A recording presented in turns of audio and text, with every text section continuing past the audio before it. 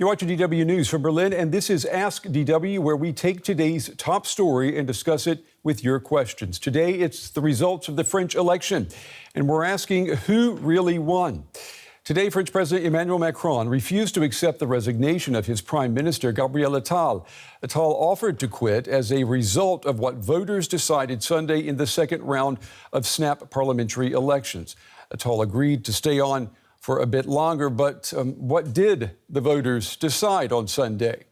The Leftists' new Popular Front won 182 seats and succeeded in its goal of preventing the far-right National Rally from gaining power. National Rally was, in fact, forced into third place with only 143 seats, despite expectations that it would repeat the strong performance from the first round of voting 1 week ago. President Emmanuel Macron's centrist Together coalition came in second with 168 seats. But with no group gaining an absolute majority, can we even talk of a clear winner? French politics has little experience with coalition building. Are they about to get a crash course? In the meantime, with France, will France be home to what is known as the politics of paralysis? Well, we want to discuss that today, and I want to bring in our guests now who are ready to answer your questions and respond to your comments. Sitting right next to me is Thibaut Madelon. He's a French journalist here in Berlin. And to my left and a little bit further away is Lisa Louis, our correspondent who is based in Paris. To both of you, welcome. I just quickly want to tell our viewers how to get involved, and it's extremely easy. Just head to the comments section in our Ask DW live stream on YouTube. Now, once you're there, you can post your questions and comments, and we will go down the list, and we will try to get as many in as possible. Don't be shy. We're looking forward to hearing from you. Well, we're going to get started with your questions in just a moment. But first, a recap of the French election and the day after. Celebrations in Paris as the far right is defeated at the polls by the left-wing Front Populaire, the new Popular Front. The makeshift coalition of left-wing parties came in first place in a surprise for pollsters and a relief for their candidates. Our people have clearly ruled out the worst-case scenario. This evening, the National Rally is far from having the absolute majority that commentators were predicting a week ago. Quite the contrary. It had been a month of suspense for France after centrist President Emmanuel Macron called snap elections in a bid to catch a rising far-right off guard and challenge them at the ballot box. A first round of votes did put Marine Le Pen's anti-immigration National Rally Party on track to win, with some surveys predicting an outright majority. But after the centrist bloc collaborated with the left bloc to pool their support, they managed to pull off a shock defeat of the far right. Some National Rally supporters watching the results couldn't believe their eyes. I thought we were going to have at least 250 MPs, so I'm disappointed. It's true that the Macron bloc and the Popular Front joined forces to block the National Rally. So yes, a lot of people voted for a barricade. The French were like beavers blocking the National Rally. And it's a shame because they didn't vote for ideas, they voted against ideas. The jury is still out on whether Macron got what he wanted from his big gamble. His bloc came in second place. And the centrist Prime Minister Gabriel Attal, with whom Macron had governed side by side, announced his resignation Sunday night. But when he went to Macron to make good on his promise, the president told him to stay on temporarily as Prime Minister for the sake of stability. It's the first salvo in what promises to be a heated debate over who's in charge. While the left is the biggest force in a divided parliament, the choice of Prime Minister is ultimately in Macron's hands. Yeah, the French still in search of stability. Let's get the conversation started now with our correspondent Lisa Louis. She is in Paris, and with me here at the big table is Thibaut Madelon. He's a French journalist based here in Berlin. And Lisa, I'm going to start with you. You know, we saw those images of people cheering last night when the results were announced. Were they cheering because the leftist alliance came in first, or were they cheering because Marine Le Pen's national rally did not come in first? I think the answer to that is both, really. You know, many people were really excited. They were also very surprised last night. No one was expecting that result because all the polls ahead of the second round of voting had shown that the far-right national rally would come first. And then in between round one and round two, which was only 1 week, lots of people actually got into action. They sprung into action. They were across the territory distributing flyers, and many people were appealing to voters to vote for the candidates that were not from the far right. There was also a number, about 200, what they call désistements. So people, some candidates withdrew from the race who came third in the first round of voting. So all that contributed to the result then being different from what everybody was expecting, and hence these scenes of, exuberant joy last night, because no one was thinking that would be the outcome. Yeah, Thibault, how did everybody get so surprised last night? Well, I think that's what Lisa just said. The electoral system is slightly complicated, but through this triangulaire three-way races, when candidates withdraw, it can really completely change the outcome of the elections. That's why polls didn't see that in the first place after the first round of the elections. But over the week, as the candidates withdrew, you could tell it would end in many, many constituencies in just a two-way race. And in the end, what people seem to have realized is that France was facing a historic moment. It's like comparable to the Brexit referendum, where you have to decide about a huge decision on the fate of your country. Is that what was at stake here? I mean, Brexit was also, for many, an existential vote. Was what we saw yesterday, was that for many French voters an existential question? I think it came roughly to the same question, where people had the feeling the vote and the result of the election will impact their own real life. What happens moving forward? Well, that's the big question, and I don't think anyone knows quite well as of today what's going to happen. As you've said, there is no clear majority for anyone. Obviously, the left-wing bloc came first, which is a surprise, but they're 100 seats away from an absolute majority. Right. And the same goes for the centrist alliance around Macron. So, well, what did you hear from your colleagues today here in Germany? Because I'm sure the people, the German journalists watching what happened yesterday, I mean, maybe they were amused somewhat, because you're kind of in a situation now where you have to do politics the way the Germans do politics. Yeah, absolutely. I spoke to a few German MPs today for our newspaper, and they say basically the same, that we French have to learn how to negotiate and build coalitions. But it's not quite the culture in France. I mean, we have a culture where the main party kind of dominates and set the agenda and not really tries to find compromises. You see the president has a huge power, it's a presidential system, and now we'll have to learn how a parliamentary democracy really works. I'm wondering, Lisa, is this a steep learning curve that French politics is about to experience? I mean, what do you see happening next? Because as it stands right now, no one really has a claim on being in control.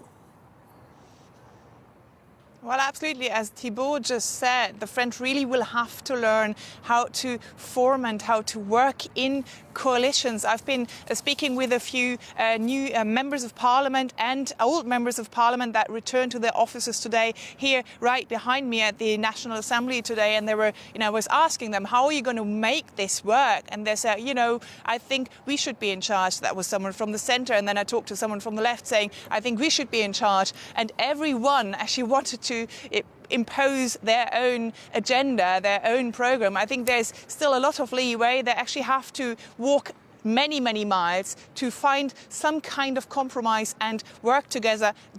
Maybe look to Germany. I actually asked someone, are you looking to Germany, to that German way of forming coalitions? And he said, well, I really have to look into that. You have to look into that. I mean, when you say they're going to have to, learn how to, find consensus and find compromise, what type of time frame are we talking about here? I mean, I heard today some commentators saying years of political paralysis. Is that realistic? Well, President Macron can't dissolve the National Assembly again for at least, 1 year. So it's likely that this will take at least a few weeks. We know that the different sides, different political parties are now looking into which name they can put forward for a possible prime minister. They're, for now, I understand, rather discussing, negotiating on the left, but also probably in the centre. People from, for example, the New Popular Front thinking about what they could offer to bring people to the negotiation table. It's very difficult to say how long that will take, at least a few days, possibly a few weeks, possibly a few months. But it's true that this is not looking very good unless France really climbs up that very steep learning curve and learns how to work together. This is really not very much in the French genes so far. Yeah, I mean, Thibault, could we see before the next presidential election, which is 2027, is it feasible? Is it possible that Macron would call snap elections again? I mean, could we be going through this all over again? Well, not before a year time. But let's say once that year time has passed. Well, for some politicians in France and commentators, it is even a likely scenario that even if a government is built, it may not last more than a year. It sounds like Italian politics. What it is, actually, Italian or Belgian politics. Yeah. We're in a stage of between paralysis and instability. So we'll try to get probably the least bad option, and that's what parties are trying to do now. I think. Could Macron, could he find a way to benefit from having a hung parliament? I mean, no one has absolute majorities, but they're in parliament. Could he maybe play these groups off of each other? It's a fair question, and also bearing in mind that the result of the election was bad for Macron, but it wasn't as bad as we expected it last week. So he still has some leeway, and considering the fact that there may not be a possible majority based on, party coalitions, you may end up having to designate some sort of a technician government, like we had in Italy with Mario Draghi, for instance. A technician, and who would be, let's say, the prime minister of that? I mean, is there a name? I mean, would it have to come from? I mean, Macron, as a president, has the right, according to the constitution, to designate whoever he wants. The only trouble is that this prime minister may be kicked out by the parliament with a vote of confidence. Right, but he would want to take a prime minister from his party or his alliance, but they don't have the votes to justify that, right? So he's got to go to the Leftist alliance. Well, that's if he tries to bring up a political coalition. But if you have a technician government, he would have to choose someone being accepted by the majority of the parties. Are there any names you could throw out of someone you could imagine who has that kind of popularity? But in Italy they took a central banker. I guess it could be an option, but it's hard to tell now, and it's far too early to come to that option. I mean, in the first place, parties will try to form a government, even if it means a minority government. I mean, they can also try. I mean, I remind you that the last government, the current government, is actually, since 2022, a minority government. Exactly. I want to go back to Marine Le Pen's party, Lisa, and just ask you, kind of talk us through how the French are viewing this. they did not win yesterday, but they did receive the most votes of any political party, which in absolute terms means that they are the largest political party in France right now. Well, the French left is obviously arguing that they should be the ones putting forward a prime minister. But the question is really, as Thibault said, who would it be? The French, the left-wing alliance includes 4 parties, that is the far left France Unbowed, the Green Party, the Communists and the Socialists. And them by themselves, they don't have a majority in parliament, so they need the support from centrist forces. Now, the members of France Unbowed, from Jean-Luc Mélenchon's movement, they are quite controversial. It's very unlikely that any of them will actually gather the support necessary to bring together a government that will be stable, will not be voted down by Parliament. What about Jean-Luc Mélenchon, Lisa? What about Jean-Luc Mélenchon? Could he be a prime minister that Macron would pick? I mean, would that work?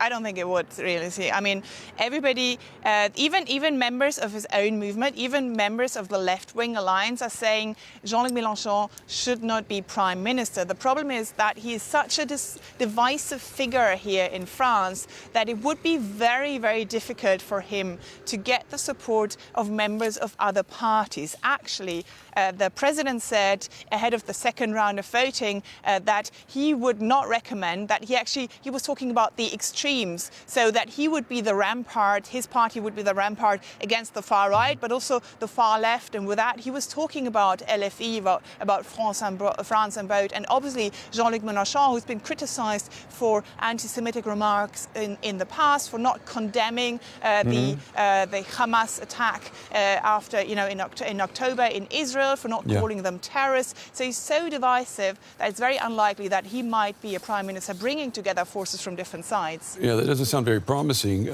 We're getting comments and questions from you. A viewer called Barcotics says that this is likely the last election without a far-right victory. They've been inching closer with each election. Thibault, that was what I was thinking about earlier. I mean, they got the most votes of any party in this election. I mean, that doesn't sound like a losing party. If snap elections are called again, would that be when they would have the momentum? Would they be able to then to win outright? Well, what we can say at least is that the momentum speaks for the National Rally. Even with 143 seats, it's twice as much as in the last National Assembly. And even the number of votes in the first round, they had 10 million voters, which was also twice as much as last time in 2022. So definitely this party is becoming more and more mainstream and more accepted. But apparently there's still a Republican front. And when it comes to a very concrete threat, I mean, seen as a threat by at least half of the population, then the voters seem to still want to block the Rassemblement National. So what needs the National Rally do if they want to conquer power, which is the way they want to with Marine Le Pen, is probably go more into this kind of established party, mainstream party, and put their acts together. What was really striking during the campaign was that they came with figures and decisions and measures. They contradicted themselves over the campaign. So it made the impression of a party certainly willing to take power and certainly as well more ready to take power than it was 10 years ago, but not as ready as they wanted to be. Well, I mean, is there any center of the road left, though, in French politics? I mean, if we go back to the first round of voting, that's when we saw the National Rally win. And now the second round of voting, we see this leftist alliance. We're going from, it seems, from the outside, it seems we're going from one extreme to the other. And the centrists, the people maybe who would have voted for Macron, they're kind of left out in the cold. Well, that's the situation we are now. It's a society really divided between these three blocks, and I think that's how France looks like right now. And you know, people of the National Rally voters will certainly feel angry and bitter about the outcome, since they feel they came first in the first place. They feel they've the Republican front stole their victory. Yeah. But that's how politics have been working in France over the last decades, and it's the rules of the game. I mean, if I look at the calendar right now, I mean, today is July 8th, and one of our viewers, Harry Seldom, writes, it's summer anyway. France is on hold for 2 months. Then strikes will come in September as usual, so no change there. I mean, it is true, you've got the Olympics coming up this month, and then it's August when everyone is on holiday, on vacation. So is it realistic to think that any movement is going to take place until sometime in September? I don't think anyone can say how much time it will take, but I wouldn't be surprised if it took a month. I mean, look at Belgium. They've been without a government for 500 days. I mean, I'm not sure it's quite the model we're striving. Yeah, exactly. But I mean, if you look at it in a cynical manner, you can say a better status quo than wrong decisions. Let me ask Lisa in Paris. Lisa, I mean, you know it better than anyone here. We're facing the Olympics this month, and then we've got vacation, all I ever wanted, vacation in August. I mean, is it realistic to expect political France to do anything until September? Well, I think they're trying to come up with a new name for a prime minister, but for now, as you know, President Macron has asked Gabriel Attal to stay on as prime minister or even as caretaker prime minister. The goal here seems to be to get at least through the Olympics until August, and there are the Paralympics later on in August. And you're right, I think it's quite unlikely that much will move during these 2 months to come, but there might be negotiations going on in the background to at least find some kind of common ground which they can work on in September to build a new government that could be a government of national union. We got a question from viewer Carolina Valena. She was just asking, how is this going to affect the French economy? Thibault, I mean, will it affect the French economy? Well, it will, in any case, will Standard & Poor's, the rating agency, say today that it will put the rating under pressure if the growth is smaller than expected, or if the deficit is higher than expected. And it will be, because the former government said they were going to save 20 billion euros. In the current situation, we don't see how that might happen.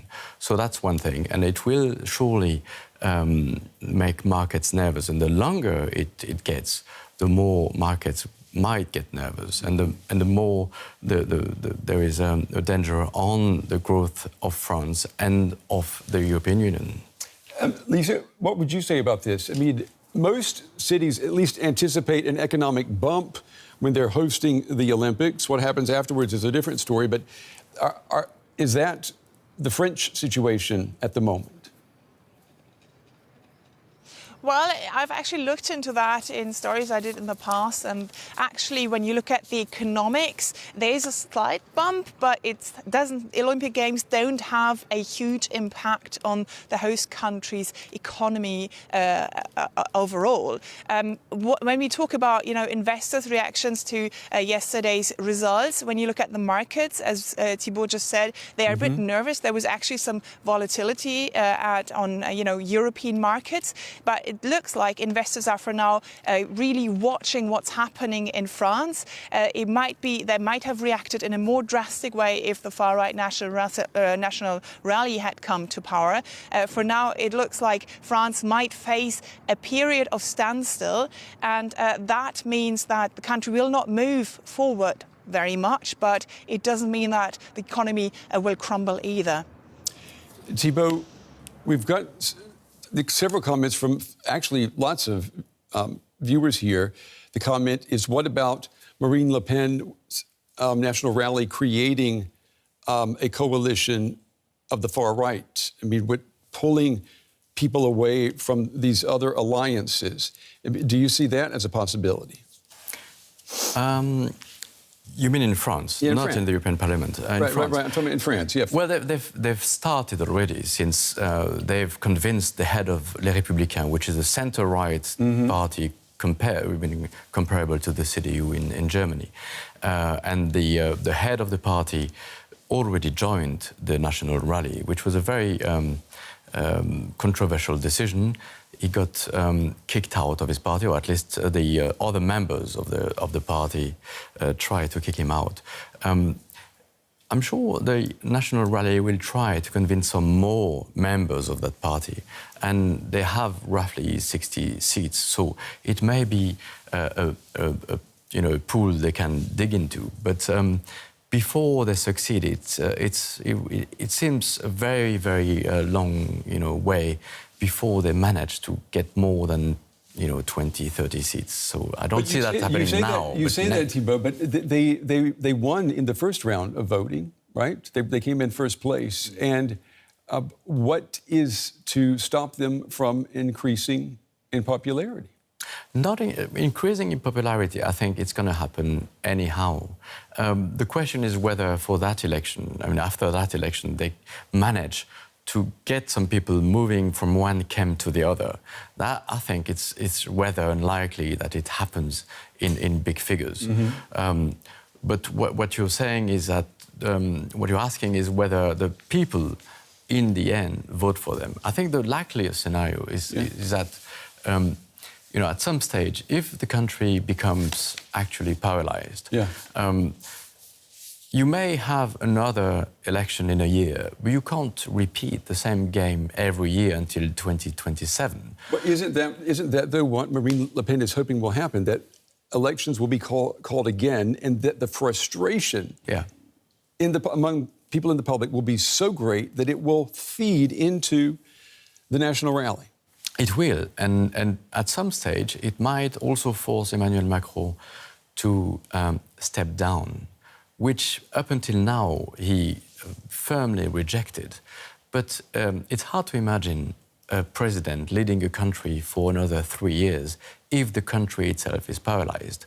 So we might end up in a situation where, not now, and maybe not in the next couple of months, but in a year's time, if the situation remains very unstable, that Emmanuel Macron has no other choice than to step down and call for a new presidential election. And in that case, the electoral system is such that it will be a race between two major parties or two major candidates, and Marine Le Pen in that case might have a real chance. Okay, that's one possibility. But he has really nothing to lose now, right? He can't run for another term. So he has between now and 2027 to effect change if at all possible. If he has a hung parliament, this would be an opportunity for him to, as I asked earlier, to maybe pick and choose, cherry pick, and maybe get something accomplished. What would be the incentive for him to throw it away and say, I'm done? Well, on the face of it, there's no upside to decide this, but we don't know yet how the situation will be in a year's time. I'm not sure people want the country, people in France, but also outside France, want a country that is completely stuck. So now, this is not a question. It may become a question in a few months. One of our viewers, I hope I'm pronouncing this right, Terence de Souza, wrote, I feel sorry for the people of France. Is there a reason to feel sorry for the people of France tonight, Thibault? Well, there's plenty of reasons to feel sorry for the people of France, but people of France, like in any country, get the result they deserve in a way. So, do you believe that? Do you believe the results that we see from yesterday's election, that is what the voters want? Did they get what they deserved? Well, it's a society that is split between. I think it does reflect how people think and how it's not just the results of a complex electoral system. It's also how the mood is, I think, in France. And you have certainly a bloc and a growing bloc of far-right voters which see themselves not necessarily as far-right, but they feel issues like immigration, security, cost of living are not addressed as they should be by the current government or present government, and they feel they might try a party they've never tried before. And then you have this bloc on the far left or in center left with different wings within this bloc, and I think for most of them it's still issues traditional to the left parties, social justice, but also blocking the far right getting into power. And then you have the center party, and it's the earlier Macron voters who wanted someone reasonable, a stable majority, and a stable economy. Lisa, I want to get your take on something that was said today on the other side of the Atlantic. U.S. President Joe Biden, who we know there's now a momentum for him to step down and not run for a second term, which he says he's not going to do that. He's going to stay in the race. But today he said that Americans will be like the French and will vote against extremism. Is that what we saw happen in this election yesterday? Were the French successfully saying no to extremism? I think that's what we saw. Thibault is right. We're seeing that the far right is rising. But on the other hand, what we can take away from yesterday's result is also that many, many people here don't want a far right government, and that there are many people here in France who want an alternative that they feel they can vote for. And one good news, during these past 3 weeks was that the left, actually the left-wing parties, came together incredibly fast, set up this, maybe loose coalition, but they came to an agreement and created some kind of project that still needs to be fine-tuned. They still need to come together again and see if they can work together in the long run. But there is this simmer of hope for many people here that this might be the beginning of a new alternative on the center-left, given that Emmanuel Macron, for many here, is no longer an alternative because he's become just so unpopular after 7 years in power. Well, so let's assume then that this leftist alliance, let's assume then that they are able to make two things happen. They were able to come together, which people were not expecting, to get a good performance in this election. Let's say then they're able to get organized and become a force to be reckoned with inside Parliament. What would that look like? Like, what type of policy decisions would you expect to be reporting on in the next, let's say, 2 years? Well, I think it's quite unlikely that the most drastic measures will be put in place, such as, bringing the retirement age back from 64, the minimum retirement age from 64 to 60. Remember that Emmanuel Macron pushed through this very controversial pension reform to increase the minimum retirement age from 62 to 64. That is unlikely to happen because there will be no consensus for that. There might be other measures that might be pushed through, for example, increasing the minimum wage or, taking measures to give people some money, increase their purchasing power. Something they seem to agree on is also renewable energy, for example. Push for more offshore wind farms, onshore wind farms to be constructed. There is common ground that can be found. The question is obviously how they will finance new measures. Now, the left is pleading for higher taxes for rich people. Right. And, I don't know if the center will agree on that. So there is obviously still a lot a lot of common ground to find, but maybe there's a beginning there. Lisa, let me just ask you, we got a comment from a viewer, Nastasia, I hope I'm getting this right, Dormaya, and wrote, "Compromise is not part of French political culture. That's why the Fifth Republic was built. The Fourth Republic was a constant SHIT storm." What do you say to that? Well, that's true. That's actually also what I said to parliamentarians today who met here at the National Assembly. I told them, you're not really good at this, are you? But they seem to be aware that there is some leeway and that they have to wiggle through and maybe find a way to talk to each other. As you said, it's not really it's not what the French normally do. We know, or everybody knows that in France there are many strikes. That's also, or many demonstrations. Almost every day there's a demonstration somewhere in France, and that is because they first actually complain and demonstrate before coming to the negotiating table. So maybe they need to revisit that method, especially when you face a hung parliament that could block the country for months or even years.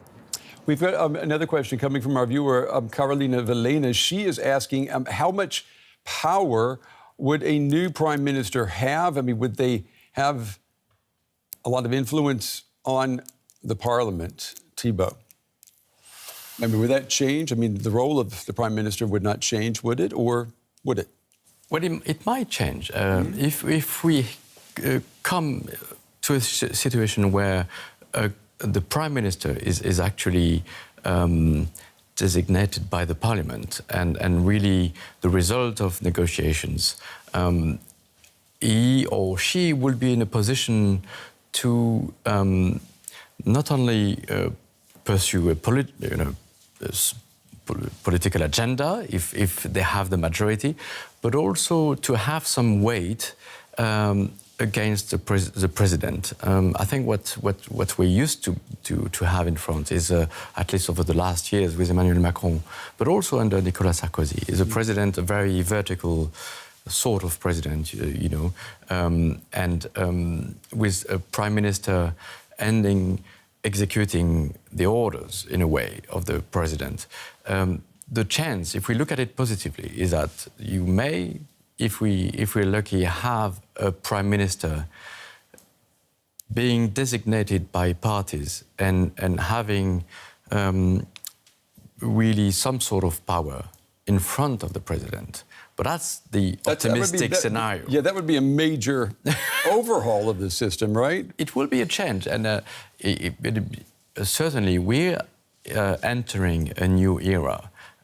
It might be, the chance are that it's not very nice era is high, but it may also end up in a way where the parliament has far more power than it used to have.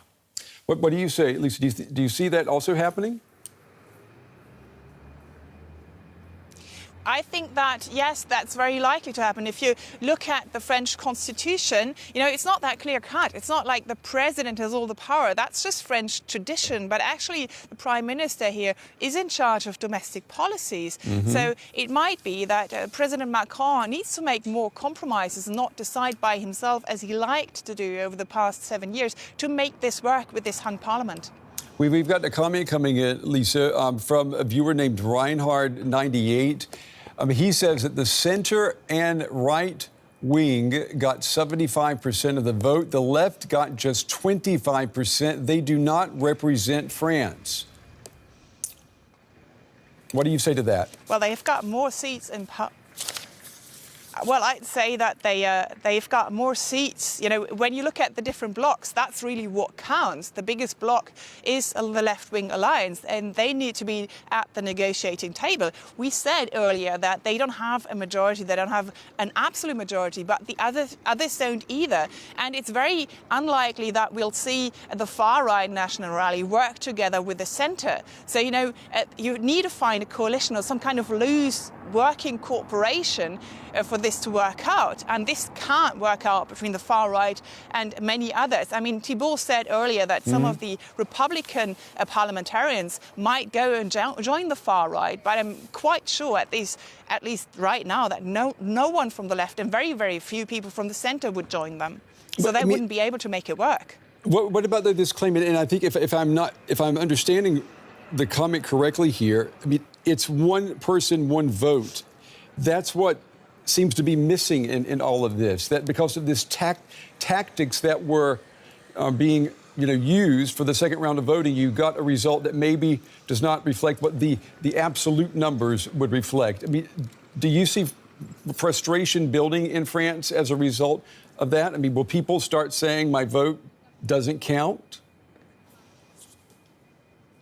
Well, absolutely. There has been lots of discussion over this over the past few years, and even President Macron said that he would change the voting system. He was talking about a constitutional reform, for example, to change, the voting system, the two-round voting system for legislative elections or even regional elections, where you have this system that, the candidate that comes first in the first round can still be kicked out in the second round if the other parties join forces. And there's talk about that, to change that. I think it was also put in place in the first place to block the far right from coming to power, but there's certainly, a momentum growing for changing these rules. Yeah, Thibault, what do you say? I mean, this alliance building to build a bulwark against the far right, it worked here, but could one of the consequences of this, maybe not anticipated, would be that you would have increased frustration among voters who feel like their votes don't really mean the same. It depends on which party I'm in. It depends on which alliance my party is in.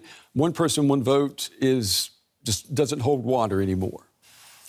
I mean, surely there will be frustration among the population, and not only among the National Rally voters, who definitely feel their victory may have been stolen, but also within other parties. I mean, depending on the results of the coalition negotiations, surely some voters will feel they voted for a candidate, but this candidate who said he pledged to increase minimum wage or suppress the pension reform, and that might not happen. I mean, these voters will also feel somehow misled and confused and deceived, but that's the price to pay. I mean, that's democracy going on live, and so there's no other way. Were you surprised at how quickly all of this alliance came together? I mean, when we cover U.S. politics, for example, we talk about the presidential election. It lasts seemingly forever. Here we had 3 weeks to put a campaign together, run a campaign, and then let the voters decide. And we got results that could be, epic. Did it surprise you that it could happen so quickly? Yes, I think it surprised many people, and even Emmanuel Macron himself, because one part of his gamble was that the left-wing parties wouldn't unite and it would then take the victory. Completely unexpected, right? And completely unexpected. And what they did was, within 4 days, they built this bloc and overcame their divisions. Yeah. What we don't know yet is whether this unity will stay or whether they might again divide themselves. We've got about a minute left. Let me ask you, I'm going to ask Lisa too. Thibault, the one biggest takeaway from this election? Really, that's we're entering into very uncharted territory. Okay. Hopefully we've got a good navigation system. Lisa, from you, one big takeaway. Well, I think a big wave of shock first, and then a simmer of hope, and maybe good times ahead. Let's take a guess. Yeah, that's right. That's right. Let's think of the Olympics, at least in the meantime. Lisa Louis in Paris, Thibault Madelon here at the big table. To both of you, thank you very much. And we want to thank you for sharing your insights, your questions, especially those who send in questions. Thank you for participating and for making Ask DW a platform for dialogue and understanding. We hope it was as interesting for you as it was for us. I'm Brent Goff. I will be back at the top of the hour with more world news. And don't forget, you can get all of the latest news and information around the clock on our website, dw.com. For all of us here in Berlin, thanks for the company. We will see you next time.